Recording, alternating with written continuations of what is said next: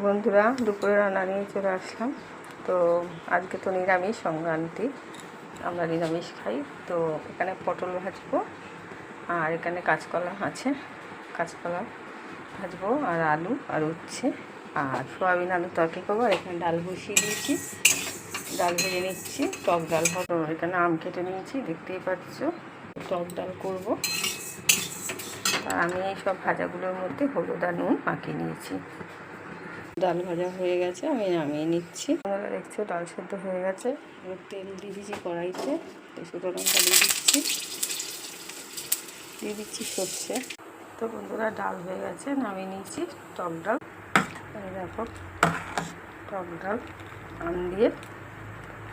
কড়াইতে আমি তেল দিয়ে দিয়েছি, দেখতেই পাচ্ছ। তেল গরম হয়ে গেছে, দিয়ে দিচ্ছি পটলটা দিয়ে দিচ্ছি। পটলটা ভাজা করবো। আমরা পটল ভাজা নামিয়ে নিয়েছি, ভাজা হয়ে গেছে। কাঁচকলা ভাজা বসিয়েছি, উচ্ছে ভাজা বসিয়েছি। তো দেখতেই পাচ্ছ বন্ধুরা, আমার ভাজা হয়ে গেছে সব কিছু একদম। তো কাঁচকলা ভাজাটা, পটল ভাজা, আলু ভাজা, উচ্ছে ভাজা করে নিয়েছি। তা আমি এখানে সোয়াবিন করবো। তা আলু ছোটো ছোটো করে কেটে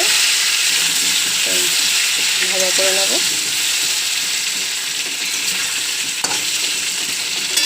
আর এখানে তো সোয়াবিন সেদ্ধ করে রেখে দিয়েছি, নিরামিষ করবো আজকে।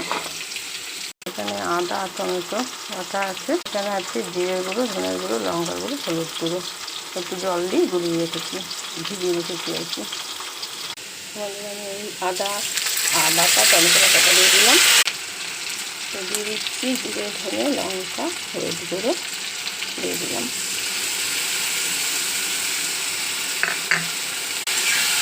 তো দিয়ে দিচ্ছি নুন, তার মতন। আগে নুন দিইনি, তা এখন নুন দিলাম, আর একটু লাগবে। তো দিয়ে দিচ্ছি সোয়াবিন,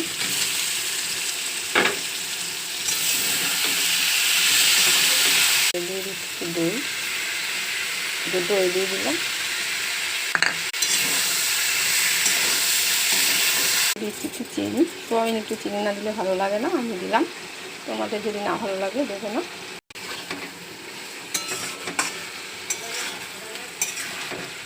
দিয়ে দিচ্ছি তো গরম মশলার গুঁড়ো। তো বন্ধুরা, সোয়াবিন হয়ে গেছে রেডি, নামিয়ে নিয়েছি তরকারিটা। তো তোমাদের যদি ভালো লাগে রেসিপিটা, লাইক, কমেন্ট, শেয়ার, ফলো করে দিও। তো টাটা।